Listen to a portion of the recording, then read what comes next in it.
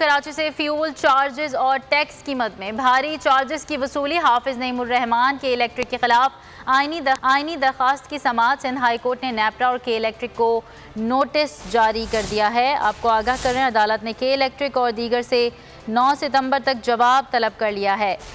इस हवाले से मजीद तफसीलात बताएंगे हमारे नुमाइंदे शाहिद हुसैन हमारे साथ मौजूद हैं। जी शाहिद।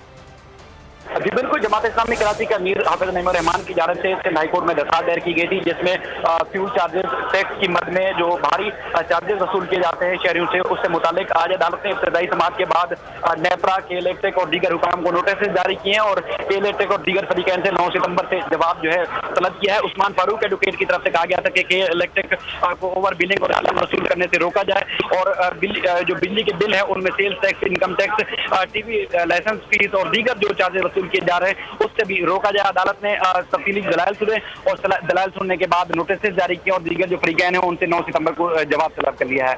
जी बहुत शुक्रिया शाहिद हुसैन अपडेट करने के लिए। मैं हूं जैस्मीन मंजूर और आप मुझे देखेंगे सिर्फ बोल पर।